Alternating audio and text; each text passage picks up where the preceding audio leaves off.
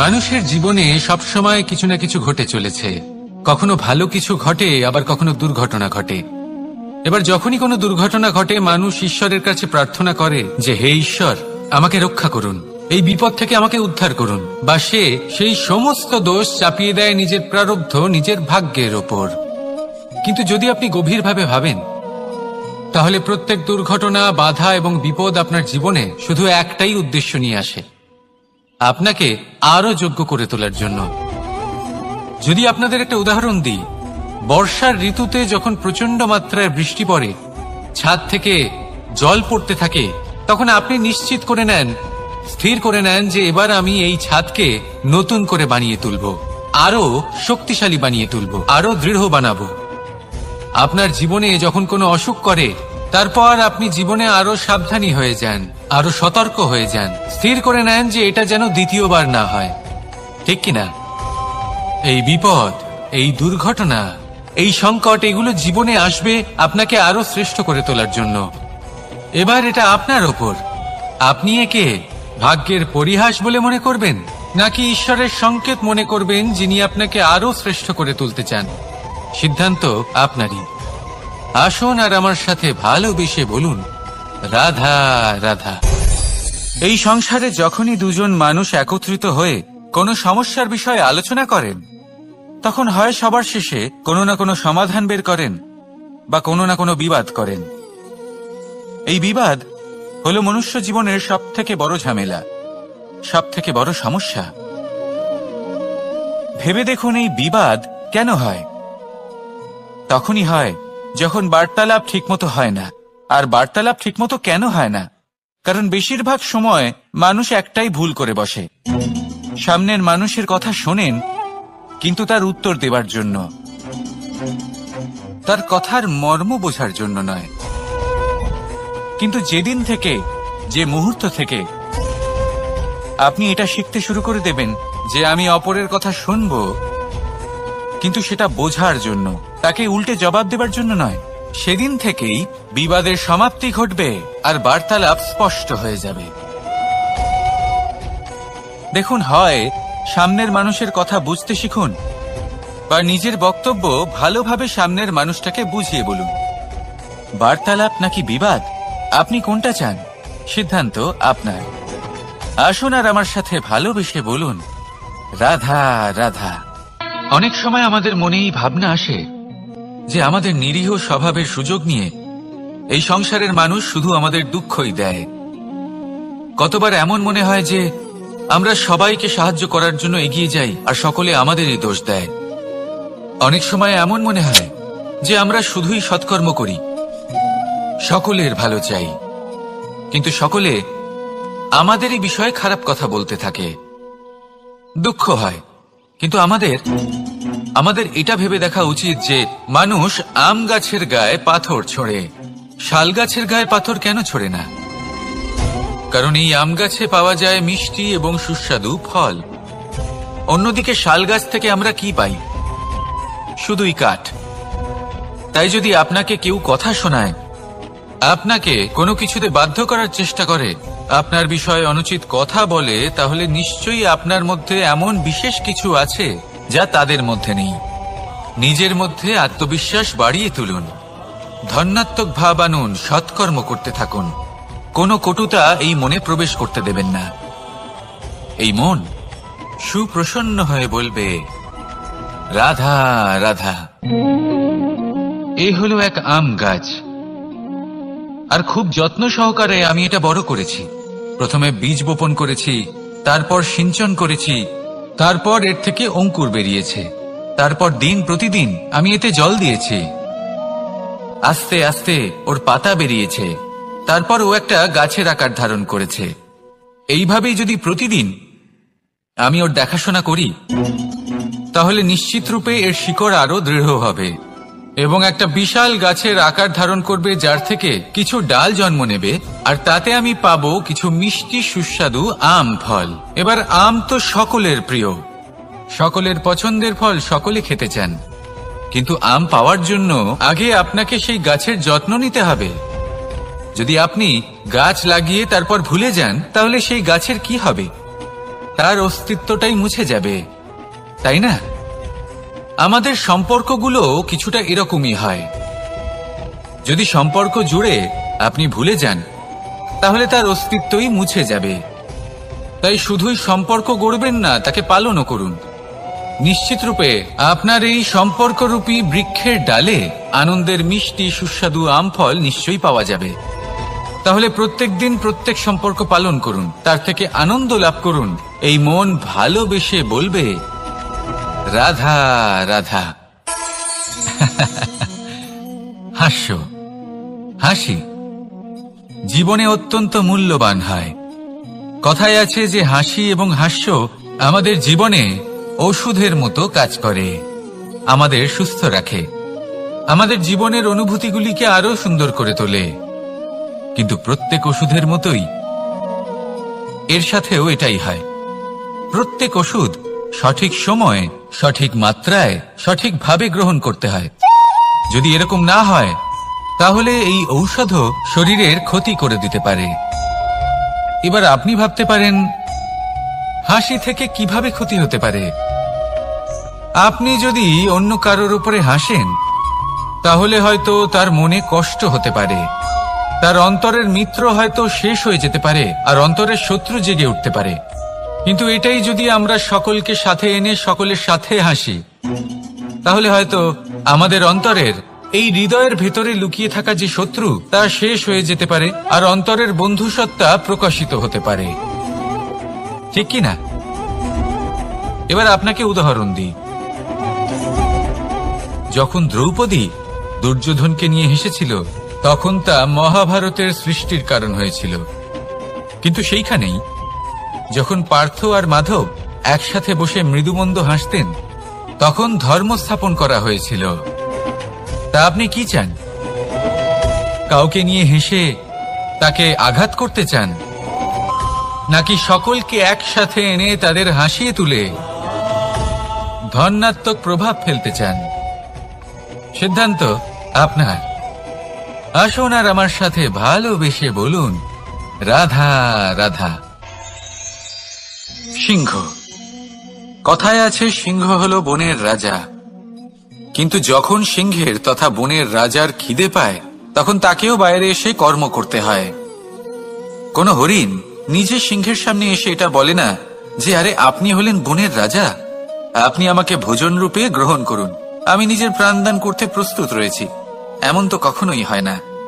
সিংহকে গুহা থেকে বাইরে বেরোতেই হয়, বনে ঘুরে বেড়াতে হয়, ধৈর্য ধরতে হয়, বিভিন্ন ধরনের পরিশ্রম করার পরেই তার ক্ষুধা নিবারণ হয়। হরিণ নিজে থেকে তার কাছে চলে আসে না। সেইভাবেই জীবনে কি সাফল্য আমাদের কাছে নিজে থেকে হেঁটে আসে? কখনোই আসে না। ততক্ষণ আসে না যতক্ষণ না আমরা পরিশ্রমের পথে চলা শুরু করছি। পরিশ্রম করতে থাকুন, এই পরিশ্রমের পথে অগ্রসর হতে থাকুন। যতক্ষণ আপনি পরিশ্রমের পথ ধরে এগোতে থাকবেন, সাফল্য আপনার কাছে আপনা আপনিই চলে আসবে। তাহলে জীবনে নিরন্তর প্রয়াস করুন, পরিশ্রম করতে থাকুন, সাফল্য লাভ করুন, আর আমার সাথে ভালোবেসে বলুন, রাধা রাধা। জীবনে ক্ষমা চাওয়া তাও কিছুটা সহজ, ক্ষমা করতে পারা অত্যন্ত কঠিন। ক্ষমা 2 অক্ষরের এই শব্দ হতে পারে, কিন্তু অত্যন্ত বড় এই শব্দ, অত্যন্ত গুরুত্বপূর্ণ এই শব্দ। কখনো কখনো অন্য কাউকে ক্ষমা করে দেওয়া তাও কিছুটা সহজ কাজ, কিন্তু নিজেকে ক্ষমা করতে পারা অত্যন্ত কঠিন হয়ে দাঁড়ায়। অতীতে যদি আমাদের এমন কোনো ভুল হয় যে কারণে আমরা নিজেকে ক্ষমা করতে পারি না, অনেক সময় এমন কিছু ভুল করে বসি যে বিষয় শুধু আমরাই জানি, কিন্তু আমরা নিজেকে ক্ষমাই করতে পারি না, আর আমাদের বিকাশ সেখানে স্তব্ধ হয়ে যায়। কারণ যদি আপনি ক্ষমা করতে না শেখেন, নিজেকে ক্ষমা যদি না করতে পারেন, তাহলে তা আপনার জীবনের সবথেকে বড় বাধা হয়ে দাঁড়াবে। সেই জন্য জীবনে অবশ্যই শিখুন যে কিভাবে নিজেকে ক্ষমা করতে হয়, আর শিখুন যে আগের করা ভুল আবার কি করে না করা যেতে পারে। এই মন হালকা হবে আর প্রসন্ন হয়ে বলবে, রাধা রাধা। আপনি কখনো কোনো সরোবরের দিকে তাকান, যার জল হলো শান্ত, স্থির। আপনি স্পষ্ট দেখতে পাবেন সেই সরোবরের তলদেশে কি রয়েছে। তাতে সাঁতরে বেড়াচ্ছে সুন্দর মাছ, চকচকে কিছু পাথর, স্বর্ণরূপী বালি, সবই আপনি দেখতে পাবেন। কিন্তু যখনই আপনি একটা ছোট্ট পাথর তুলে সেই জলে ছুঁড়ে ফেলবেন, তখন সেই জল বিচলিত হবে, আর সেই স্পষ্টতা ন্যূনতম হয়ে যাবে। তারপর কিছুই স্পষ্টভাবে দেখা যাবে না। এই ঘটনা মানুষের সাথেও ঘটে। মানুষ যদি বিচলিত হয়ে পড়ে, তখন সে বুঝতে পারে না যে বর্তমানে কি হয়ে চলেছে আর ভবিষ্যতে কি করা উচিত। কিন্তু সেই মানুষ যদি শান্ত থাকেন, স্থির থাকেন, ধন্যাত্মক থাকেন, তাহলে নিশ্চিত রূপেই বুঝতে পারবেন যে বর্তমানে কি করতে হবে আর ভবিষ্যতে কি করতে হবে। তাই নিজের মধ্যে সেই স্থিরতা আনুন, সেই ধৈর্য ধরুন, নিজেকে শান্ত রাখুন, আর সবার মধ্যে ভালোবাসা ছড়িয়ে দিন। এই মন প্রসন্ন হয়ে বলবে, রাধা রাধা। সম্পর্ক এ হলো এক বন্ধন যা আমাদের এক সূত্রে বেঁধে রাখে। কিন্তু এমন কিছু ব্যক্তি থাকেন যারা এই সম্পর্কের বিষয়ে নিজস্ব একটা ধারণা করে ফেলেন, যে সম্পর্ক এরকম হওয়া উচিত, সম্পর্ক সেরকম হওয়া উচিত।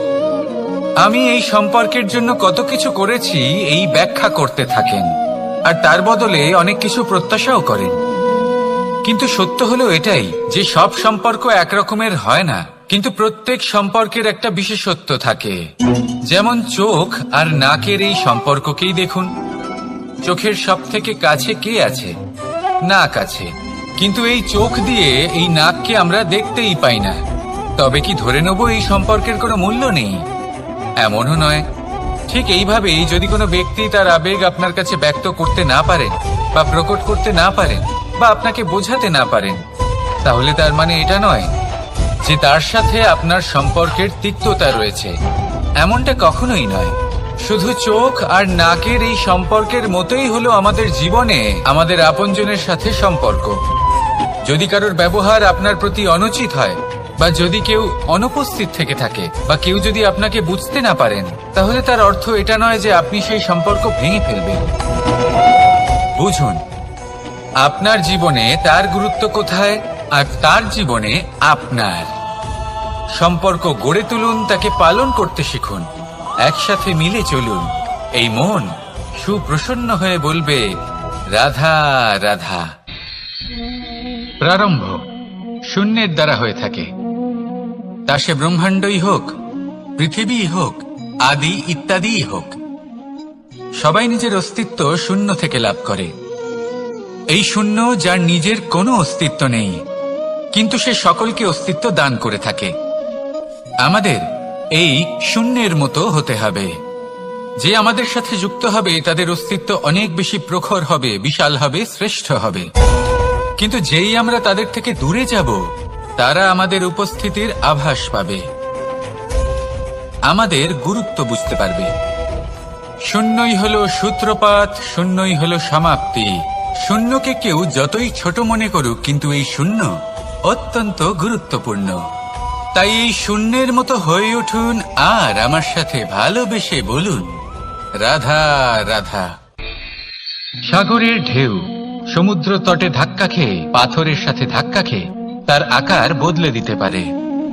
বিভিন্ন আকারের পাথরে এদের ঘষে ঘষে গোলাকার বানিয়ে দিতে পারে। কিন্তু এই সাগরের ঢেউ এদের নিজেদের আকার কখনো বদলায় না। কিন্তু এমন কেন? কারণ এরা বিচ্ছিন্ন হয়েও আবার একত্রিত হতে জানে। অর্থাৎ যখন এরা বিচ্ছিন্ন হয় তখন মতভেদ অবশ্যই, কিন্তু আবার একত্রিত হওয়া হলো এদের একতার প্রতীক।